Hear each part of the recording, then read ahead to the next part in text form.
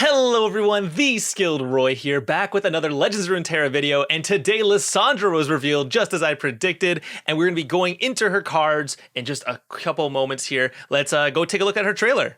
I will bury the world in ice. Okay, let's see. A dark cloud. 3 mana, 2/3 tough. When I'm summoned, summon a frozen Thrall. What the hell's that? Oh, it's those things. Okay, those little iced guys there. Ooh, 1 damage deal everything? Okay.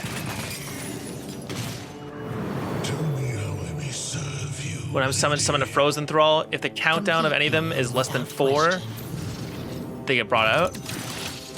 Oh my god, those are 8s! Oh my god, okay. Secrets hidden by frost. Whoa. Wait, those are the Watchers? Or those are Thralls? No, those are Thralls. Okay. And that's the Watcher that gets added to your hand. Okay. And your Nexus is tough. God damn. How do you fight her after that? Okay, Entomb. Come to the cold. Oh, it's like the stasis thing we just got, but for enemies. Okay, cool. Frost gathers. Ice shards. Oh my god. You're saying completely nuke their board too. I am inevitable. Jesus. And since she has tough and your Nexus has tough, you're gonna be able to keep burning them out. Oh, it's so clever.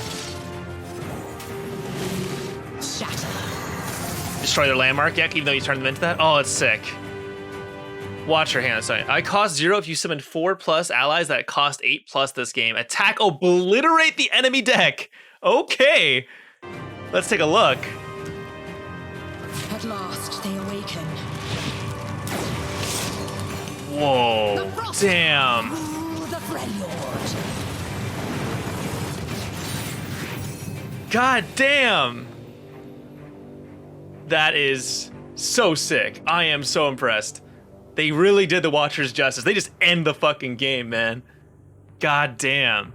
All right, everyone, that was an awesome trailer, but I think we have some couple cards here to review as well. And first up, here we go. We have the Frozen Thrall. It is a 1 mana landmark, which is pretty fast, but countdown 8, summon a Frostguard Thrall. So this is an 8 mana 8/8 with Overwhelm, but you have to wait 8 goddamn turns for it. That's gonna be a hell of a wait. These are basically almost never gonna be able to be played unless you have ways to cheat them out earlier, which we're gonna see a couple ways Lissandra can do that. I don't know, unless you play this on turn 1, it feels like this is never gonna actually do anything for you. You're gonna have to wait so long for it. So there better be some ways to get these guys out faster, because otherwise I don't really see them working that well. That being said, there's some really great stuff here. These guys also, since they cost 8 mana when they come out of the frozen area, landmark area, they will actually still fuel Lissandra's level up, because we know that she cares about 8 cost units being played. So that's a really great way to do it. And also, one really cool thing about the 8 cost sort of system there is it also worked with Trundle and his Ice Pillar as well. So we should see some really good stuff coming forward for that. As for future reference, not too scary. Even if you play this on turn 1, it's not amazing. It kind of has to be broken with some other cards. Now, we'll hopefully see just how fast you can break it in some other ways right now. All right, and here is basically the most perfect way to break them open early, and that is Draklorn Inquisitor. When I'm summoned, you summon a Frozen Thrall, so on its own, it still fuels itself, which is great.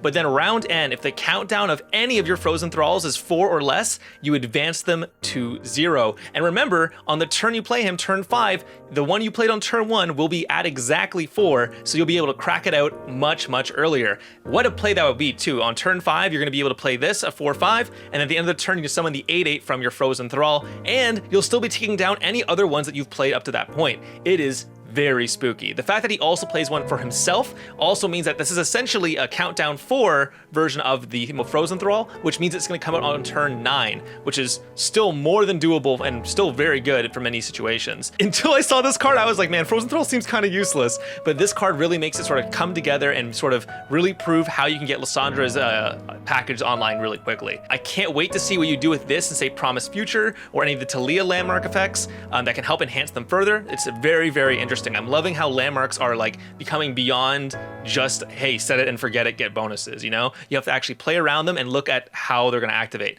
Again, this is stuff that's all coming from Havencraft, from Shadowverse, and that mechanic was super interesting there. So I'm really glad that we're seeing some more stuff like it in this game as well. Overall, really cool stuff. Can't wait to see how else we can cheat out these frozen thralls in the future. Next up, we have Cold Resistance, 5 mana burst speed spell, get an empty mana gem and grant an ally 2 health. Now this one is quite interesting actually, because obviously the initial comparison immediately will bring you to Catalyst, which is the same effect of gaining a mana gem for 5 mana, but you heal 3 instead of granting something 2 health. The question is, can you make a blocker and giving them 2 health more relevant enough for you to get more value and more health gained than 3 health?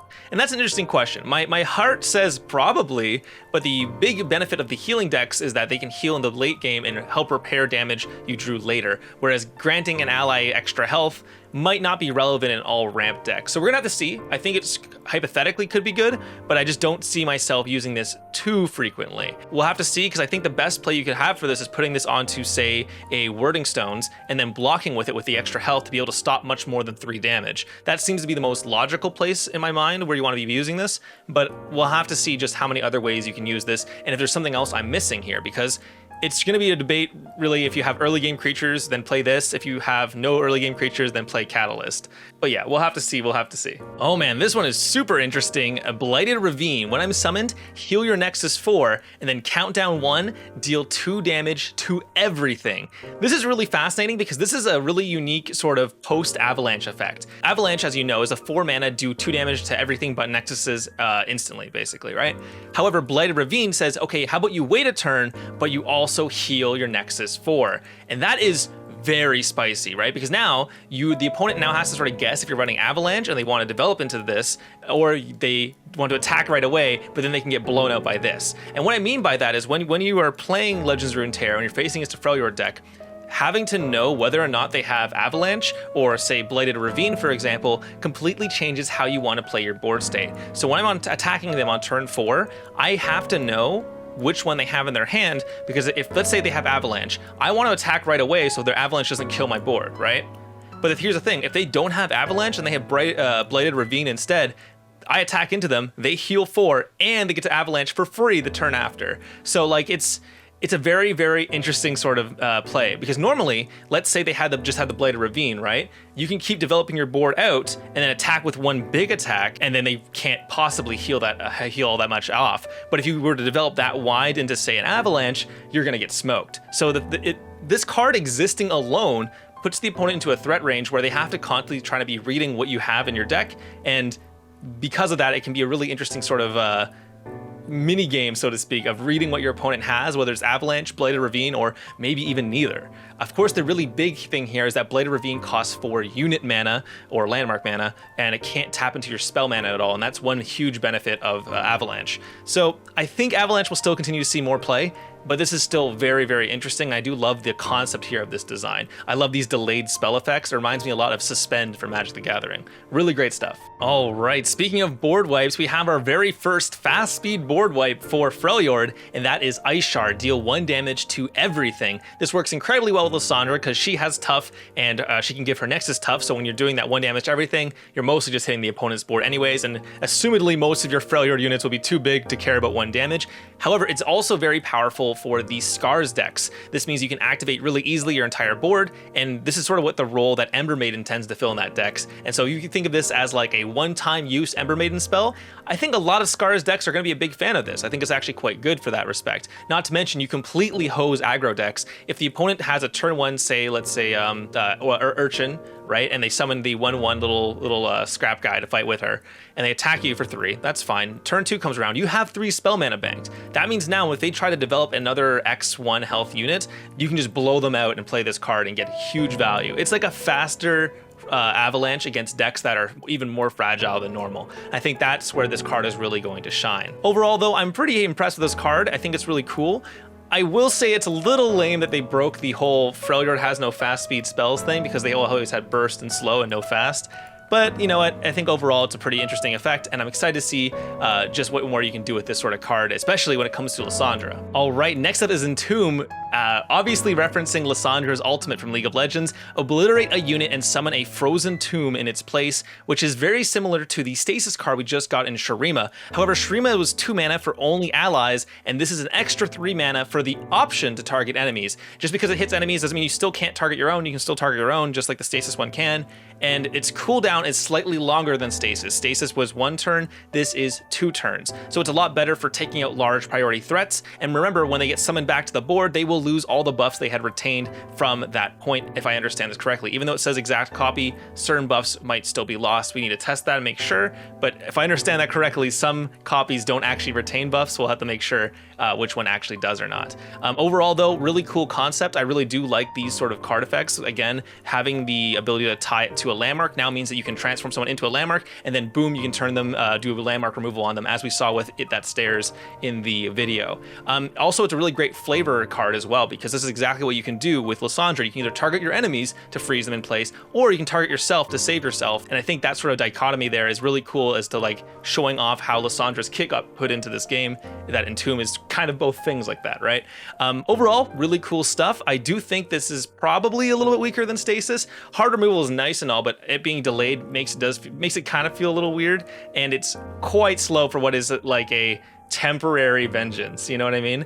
We'll have to see though. I think it has a place, but I'm not too certain where exactly it'll fall just yet. Oh man, this card is simply too fitting. It is the 1 mana card, 3 Sisters. Add either a Flash Freeze, a Fury of the North, or an Entomb to your hand. This is how this sort of works here, is that basically you have to choose either Ash's champion spell, Sejuani's champion spell, or Lissandra's champion spell. And of course they go 3, 4, 5 in perfect succession there as well. Now, of course, you are paying a 1 mana tax, so to speak, by playing 3 Sisters to get them. So you're essentially playing a 4 mana Flash Freeze, you're paying a 5 mana Fury of the North, you're paying a 6 mana Entomb, but you're paying for the versatility to be able to choose what you need at a certain time. If you need to, say, dodge a removal spell, you can use Fury of the North to buff your health higher. If you need to stop their large creature, you can grab Flash Freeze and freeze them. If you have a big enemy unit who you want to stop temporarily so you can get in to deal damage, you have Entomb there as well. And this is where I kind of see Entomb being more useful, because having the ability to flexibly move between all 3 of these cards gives Freljord a lot of much needed versatility. And I think that's where this card is going to be the most interesting. Being able to choose which you want on the fly, as well as any created card synergies that we've seen in the previous expansions, I think this is where the card becomes a lot more flexible and a lot more interesting.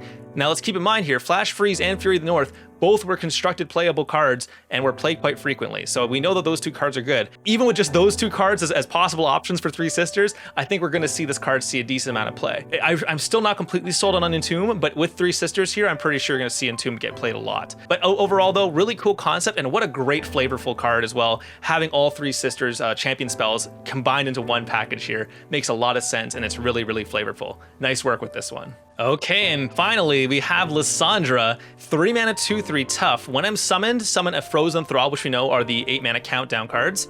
The 8 turn countdown cards. Now, what's really interesting here to note is that she's actually kind of subpar for a champion. We already know that 2 mana 2/2 with toughs already exist in Demacia, and that's with a relevant tag. So getting 1 extra health for a champion is not really worth the 1 extra mana.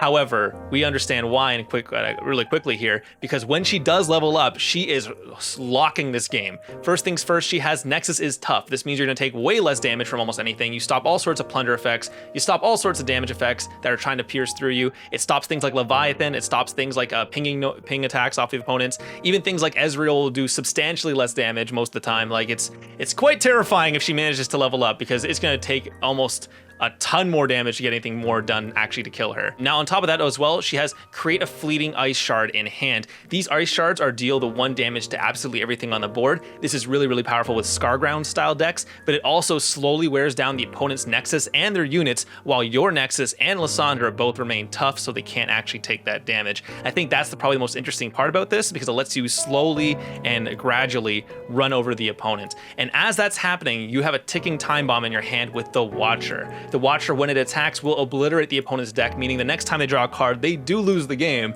So that is a really, really powerful way for Lissandra to close out a game just by summoning the Watcher and then blowing them up. It seems that she does have a really strong theme of 8+ cost here, which we know she shares with her champion Trundle, who has the 8 cost theme being for the trolls. That also sort of adds a couple other 8 cost plus benefits to the game as well, such as the Statue of the Old Gods, as well as many of the other troll card packages. So it seems like there's actually quite a bit of different cards you can use here. The most notable one, of course, being Ice Pillar, which is an 8 mana card, which would then count towards Lissandra's progress, all without spending any mana. So I think it's pretty easy to level her up. You're just gonna have to work a little bit harder for it, and I think you might want to go with Trundle here to make it even more consistent.